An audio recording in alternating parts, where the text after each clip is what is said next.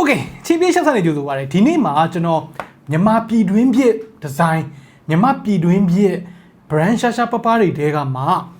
potato မြန်မာဆိုတဲ့ brand ကနေပြီးတော့လုပ်ထားတဲ့ 2P series phone cover နဲ့ accessory လေးတွေအကြောင်းကိုပြောပြပေးမယ်။ဆိုတော့ခင်ဗျာမေးလိုက်မယ်ပေါ့နော်။ဟာကွာမင်း phone cover ပဲကွာမင်းဘာများပြောစရာရှိလို့လဲဆို။ပြောစရာကျွန်တော်စီမှာနှစ်ပိုင်းရှိတယ်။ပထမပိုင်းက copyright အကြောင်းမြန်မာနိုင်ငံမှာလူတွေက copyright နဲ့ပတ်သက်ပြီးလို့ရှိရင်အကျွမ်းတဝင်လည်းတိတ်မရှိကြဘူးလေးစားရခေါင်းမှန်းလည်းမသိကြဘူးနောက်ပိုင်းမှာတော့နည်းနည်းလေးတော့ကြရက်လေးတွေတော့ထလာပြီပေါ့နော်အဲဒီ copyright ကိစ္စနဲ့ပတ်သက်ပြီးတော့ထားပါတော့ဒီပရိတုမြန်မာကကြတော့ဘာမှအရှုပ်ရှင်းမရှိဘူးသူက 2P design ကို copyright ယူပြီးတော့ထုတ်ထားတာဒါကတော့ဘာပဲပြောမြင်မလားလေးစားတယ်ဗျာတကယ်တမ်းစီးပွားတွက်မယ်ဆိုလို့ရှိရင်ဘသူ့ကိုမှခွင့်ပြုချက်တောင်းနေစရာမလိုဘူးဒီလိုထုတ်ချလိုက်သိရမလားပြီးတော့မှပွဲဖြစ်တော့မှသာကြည်ရှင်းအဲ့လိုမျိုးလုပ်လို့ရလုပ်ချင်ပြောတာပေါ့နော်2Pဆိုတာကတော့ဘာလဲတော့မပြောပြနေတော့ဘူးပေါ့နော်2Pမသိဘူးဆိုလို့ရှိရင်တော့ဒါ2010နောက်ပိုင်းမွေးတဲ့ကလေးလေးတွေဖြစ်ဖို့များတယ်ကိုရီလို 90s ဘွန်တွေအတွက်ကကြတော့ 2Pဆိုတာကတော့သိရမလားမကြိုက်ရင်တော့မှမသိတဲ့သူမရှိဘူးနော်နှလုံးသားထဲမှာနေရာတနေရာယူထားတယ်ပေါ့အဲ့လေပြီးတော့နောက်တစ်ပိုင်းအနေနဲ့ကမြန်မာဖြစ်ဆိုပြီးတော့အဲ့လိုလက်မှုပညာဘာညာအမှုပညာမြောက်တယ်ဘာညာဆိုတာကိုအခြေပြုပြီးတော့ဒီမှာပလိန်လေဟိုဈေးတွေလွတ်ကြီးပလိုက်တာမျိုးရှိသေးတယ်ဥပမာကြိမ်ချင်းတစ်ချင်းကို9သိန်းနဲ့ရောင်းတာတော့ပါတော့အဲ့ဒါမျိုးလေးလည်းရှိသေးတယ်အဲ့ဒါနဲ့ okay copyright လည်းပါတယ်ပြီးတော့ design ကလည်းမြန်မာပြည် design ဘာညာဆိုတော့မေးကြည့်လိုက်တော့ဒီဖုန်းကပါပေါ့နော် iPhone 15 Pro Max အတွက်အဲ့ဒီဖုန်းကပါဆိုလို့ရှိရင်1000ခွဲပဲရှိတယ်ပြီးတော့သူကဟိုဟာတွေလည်းရှိသေးတယ် iPad cover တွေလည်းရှိသေးတယ်ဒီလို iPad cover တွေပေါ့နော်အဲ့လို cover တွေဆိုလို့ရှိရင်ကြတော့3000ဆိုတော့ဈေးလည်းမကြီးဘူးဆိုတော့ okay quality ကိုတစ်ချက်ကြည့်မယ်ပေါ့နော်ဆိုတော့ကျွန်တော်တို့phone cover နဲ့တစ်ချက်အရင်စပြောလိုက်မယ်ပေါ့နော်ကျွန်တော်ဖောက်ထားတဲ့ဟာတွေတစ်ခုရှိတယ်ကျွန်တော်စမ်းထားတဲ့ဟာလေးဒီကောင်က material TPU material သုံးထားတယ် quality လေးကမိုက်တယ်အထူးသဖြင့်ဒီလိုမျိုးအယောင်တောက်ပေါ့နော် vibrant ဖြစ်အယောင်တွေမှာquality ကဒီ printing quality ကကောင်းမကောင်းသိတာတယ်ပေါ့နော်ပြီးတော့ကင်ကြည့်ရတာလဲ smooth ဖြစ်လေးချောမှုမိလေးအနောက်ဘက်က तू ကချောတယ် smooth ဖြစ်တယ်ဆိုပေမဲ့ဒီဘေးဘက်မှာဒီလက်နဲ့ကင်မယ်ဆိုလို့ရှိရင်ထိရမယ့်နေရာပေါ့နော်အဲ့ဒီနေရာတွေကကြတော့ texture လေးနည်းနည်းပါတယ်ပိတ်မလုပ်ထားတဲ့အမဲအောင်နေရာလေးတွေမှာဆိုလို့ရှိရင် grippy ဖြစ်တယ်ပေါ့ဆိုတော့အဲ့ဒီချက်လေးကအဆင်ပြေတယ်ပြီးတော့ cut out တွေလုပ်ထားတဲ့နေရာပေါ့နော် button cut out လေးလုပ်ထားတဲ့နေရာကလည်းအဆင်ပြေတယ်ဆိုတော့ဒီနောက်ကဒီ camera cut out ပဲဖြစ်ဒီအောက်က ports တွေ cut out လုပ်ထားတာတွေပဲဖြစ်ဘယ်နေရာမှာမှဒီကျန်းရှာဖြစ်နေတာမျိုး smooth မဖြစ်နေတာမျိုးမရှိဘူးပေါ့နော်ပြီးတော့ iPhone 15 Pro series မှာဆိုလို့ရှိရင်နောက်ထပ်ပြောစရာတစ်ခုရှိတာဒီ action button နေရာပေါ့နော်တချို့ iPhone 15ဆက်ထွက်ခါစားတုန်းကပြောမယ်ဆိုမကြေညာခင်မှာကြိုထုတ်ထားတဲ့ဖုန်းကာဗာတွေရှိတယ်အဲ့ဒီတုန်းကဆိုလို့ရှိရင်သူ cut out ကနေအလွတ်ကြီးထားပေးထားတာဘာလဲဆိုတော့အဲ့နေရာမှာ switch ဖြစ်မှာလား button ဖြစ်မှာလားမသိသေးတဲ့အချိန်ပေါ့နော်ဒီကောက်မှာတော့အဲ့လိုမျိုးမရှိဘူးဒါက button နေရာအတိအကျလုပ်ပေးထားတယ်ပြီးတော့နှိပ်ရတာလည်းကြက်နေတာမျိုးမာနေတာမျိုးအဲ့ဒါမျိုးမရှိဘူးပေါ့နော်တခုအားမရတာပါလဲဆိုတော့သူ့မှာဒီနောက်ဘက်ကိုကြည့်လိုက်လို့ရှိရင်သူက MagSafe တော့မရောက် MagSafe တော့မပါဘူးပေါ့နော်ကျွန်တော်လိုမျိုး MagSafe ကိုအများကြီးသုံးတဲ့သူတယောက်အနေနဲ့ကကြတော့ဒါက deal breaker လေးတစ်ခုဖြစ်သွားနိုင်တယ်ပေါ့နော်ဒီ MagSafe version ကိုဈေးနည်းနည်းပိုပေးပြီးတော့ဝယ်လို့ရမယ်ဆိုလို့ရှိရင်အဲ့ဒါကိုရွေးပြမှာ okay ဆိုတော့ cover ဆိုတော့အကျန်းဘယ်လောက်ခံလဲဆိုတာလည်းထည့်ပြောမယ်ပေါ့နော်အကျန်းဘယ်လောက်ခံလဲဆိုရင်တော့ဒီကောင်ကအလဲအလက်ပဲshock proof ဖြစ်တဲ့တည်းမလားဟိုဘမ်ပါအကြီးကြီးတွေနဲ့အထူကြီးတွေနဲ့အဲ့လိုကောင်တွေလောက်တော့မဟုတ်ဘူးဒါပေမဲ့လည်း low profile ဟုတ်လားဆိုတော့လေ low profile ကလည်းမဟုတ်နေပြန်ဘူးသူအရှိဘက်မှာဖုန်းကိုမှောက်ထားလိုက်လို့ရှိရင်မှန်တဲ့ဒီကြမ်းမြင်နဲ့မထိနေအောင်လို့ပေါ့နော်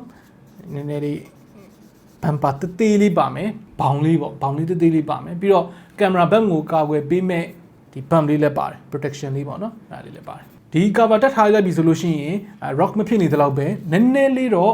ကြံသေးတယ်ပြီးတော့ဖုန်းကိုသူကကျိုးနဲ့လွယ်ခြင်းတဲ့သူတွေအတွက်ကိုလည်းသူကကျိုးလေးတွေလည်းချိတ်လို့ရတယ်ပေါ့နော်သူ့မှာချိတ်စီရအပေါက်လေးတွေပါတယ်တော့သူကကျိုးလည်းတက်ရောင်းတယ်ကျိုးကလည်းသူ့သင်းမိနဲ့သူလာတာအဲ့ဒါကျိုးစေးကတော့3000နဲ့နော်โอเคဆိုတော့ဒီ cover ကိုဇော်တကတက်ပြီးတော့အလုံးမရှိကြောင်ရေချိုးဝေဖန်ရမယ်ဆိုရင်တော့ဖြင့်ဖုန်း cover ကကြတော့မြန်မာ design မြန်မာအမှုပညာကိုပုံဖော်ထားပြီမဲ့ packaging မှာကြတော့မြန်မာမဆန်သေးဘူးသူအင်္ဂလိပ်လိုတွေရေးထားတယ်ပြီးတော့ရေးထားတဲ့အင်္ဂလိပ်လိုကလည်း grammar အမှားတွေနဲ့ပေါ့နော်ဒါကိုသာမြန်မာလိုလက်တပတ်တလေးရေးလိုက်မယ်ဆိုရင်တော့ဖြင့်ဒါ package တစ်ခုလုံးအနေနဲ့ perfect ဖြစ်သွားမယ်ထားပါတော့နော် okay ဒါဆိုလို့ရှိရင်ကျွန်တော်တို့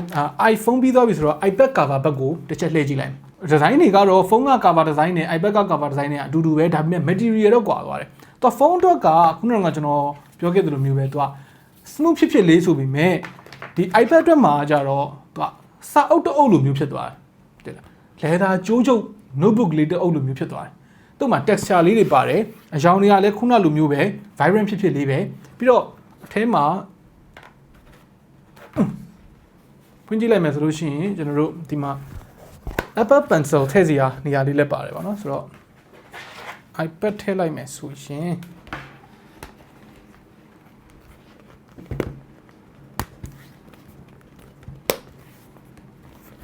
Okay ဒီမှာ iPad ထည့်လိုက်ပြီဒီမှာ Apple Pencil ကို charge လုပ်တဲ့နေရာမှာ quality လေးကက်တော့လေးထားပြီးထားတယ်ပေါ့နော်ပြီးတော့ထောင်ထားဖို့အတွက်ကကြတော့သူ့မှာ angle 3ခုရမယ်ဒီလို angle တစ်ခုနှစ်ခုသုံးခုအဲ့လိုလေးရဒီကောက်မှာလဲကျွန်တော်အားရမ်းမရတာကတော့သူ့မှာဒီနေရာမှာ magnet လေးတွေမပေါ့ magnet လေးတွေပါလဲလို့ရှိရင်ဒီမှာဖုန်းကိုပိတ်လိုက်လို့ရှိရင် back ဆိုပြီးတော့ကတ်သွားမှာပေါ့နော်အခုကတော့ magnet မပေါ့ဒီကောင်ဈေးကကျွန်တော်ရှေ့တုန်းကပြောခဲ့သလိုမျိုးပဲ3000ဖြစ်မယ်ပေါ့နော် color တွေကတော့ကျွန်တော်အခုဒီမှာပြထားသလိုမျိုးအစုံရှိတယ် design အစုံပေါ့ okay ဆိုတော့ cover မတက်ချင်ဘူးเนาะကျွန်တော်လိုမျိုး cover သမားမဟုတ်ဘူး naked ပဲကြိုက်တယ်ဆိုလို့ရှိရင်ကြတော့ဘာရှိအောင်မလဲဆိုတော့သူတို့မှာ sticker လေးလည်းရှိတယ် potato ရဲ့ sticker လေးရှိတယ်เนาะဆိုတော့ပိန်နဲ့ရှောင်းနေရတော့ပြောစရာမလိုအောင်တော်တော်လေးလာတယ်ပြောလို့ပြောတာမဟုတ်ဘူးဗျဒီကောင်းရဲ့ sticker ရဲ့ print color အနေထားနဲ့ဒီ အနေထားကတော့ sticker ပိုကောင်းတယ် cover တက်လေဆိုအဓိက design ကိုလိုချင်တာဆိုလို့ရှိရင် sticker လည်းရှိတယ် quality တော်တော်လေးမိုက်တယ်ဒီကောင်းကျတော့ဈေးက9000ပြတ်မယ်ပြီးတော့တခြားသော accessory တွေဥပမာ AirPod cover လို့ဟာမျိုးတွေလည်းရှိတယ်ပေါ့နော်ဒီ AirPod cover ကိုပြောရရင်တော့ကျွန်တော်ပုံမှန်လင်းလင်းပဲပြောမယ် design ကိုမကြိုက်ဘူးကျွန်တော်ဖွင့်ထားတဲ့ဟာတစ်ခုရှိတယ်ဒီမှာကျွန်တော်ဒီမှာပဲ video လေးပြလိုက်တယ်ဗျာသူကကျတော့နည်းနည်းရှုပ်လွန်းနေတယ်လို့ခံစားရတယ်ပေါ့နော် character တွေအကုန်လုံးတပြုံနဲ့တစုတွေကြီးပါတဲ့အခါကျတော့မရိုးရှင်းတော့ဘူးဖြစ်သွားတာပေါ့ကျွန်တော်ပဲ minimal design တွေကြိုက်လို့လာတော့မပြောတော့သူကကျတော့အသားကို PC အသားနဲ့လုပ်ထားတာဈေးကကျတော့12000ကျမယ် okay ပြီးတော့ watch band လေးတွေ watch band တွေလည်းအဲ့လိုပဲဒီဟိုနဲ့ AirPods cover တွေနဲ့အတူတူပဲပေါ့နော်သူက rubber သားအသားလေးကတော့ကောင်းပါရဲ့ဒါပေမဲ့ design ကအရင်ရှုပ်လွန်းတယ်ကြိုက်တဲ့သူလည်းကြိုက်မှာပေါ့နော်ဒါမျိုး design တွေကြိုက်တဲ့သူလည်းရှိဒီကောင်ကျတော့ဈေးက12000ကိုထားပါတော့တွတ်ပြည်ဦးတော့တိတ်မကြိုက်ဘူးဒါပေမဲ့မြန်မာပြည် design တွေကိုကြိုက်တယ်ဆိုလို့ရှိရင်လည်းပရိတို့မြန်မာကနေထုတ်ထားတဲ့တခြားသော design လေးတွေရှိတယ်ဥပမာအဖြစ်ဒီ bike ပူတို့စပိန်တို့အင်းလေးတို့အညာမြေထန်းတို့အဲ့ design လေးတွေဆိုလို့ရှိရင် minimal ဖြစ်လေးအယောင် vibrant ဖြစ်လေးတွေနဲ့တော်တော်လေးမိုက်တယ်ဒါ branding ကလည်းပြူးပြဲနေအောင်ထည့်ထားတာမျိုးမဟုတ်ဘဲနဲ့မတိမတာလေးအောက်မှာပတိတူးမြန်မာဆိုပြီးတော့တူတူလေးကတ်ထည့်ထားတယ်ပေါ့နော်ဆိုအားလေးကိုသဘောကျတယ်ဆိုတော့ဒီနေ့ဗီဒီယိုလေးကတော့ဒီလောက်ပဲဘယ် model တွေအတွက်ဒီ cover တွေရမလဲဓမ္မဝယ်လို့ရမလဲအဲ့ဒါကိုကြတော့သိချင်လို့ရှိရင်ကျွန်တော် description ထဲမှာ potato မြန်မာရဲ့ Facebook page ကို mention လေးခေါ်ပေးထားမယ်အဲ့ဒီမှာတစ်ချက်သွားကြည့်လိုက်လို့ရတယ် potato မြန်မာက case တွေ accessories တွေသုံးဖို့ရဆိုလို့ရှိရင်လည်းဘယ်လိုနေလဲခင်ဗျားတို့ရဲ့ experience တွေကိုလည်းအောက်က comment ထဲမှာအဆင်ပြေမပြေဝင်ရောက်ဆွေးနွေးညှိနှိုင်းသွားလို့ရပါတယ် okay နောက်နေ့မှတွေ့တော့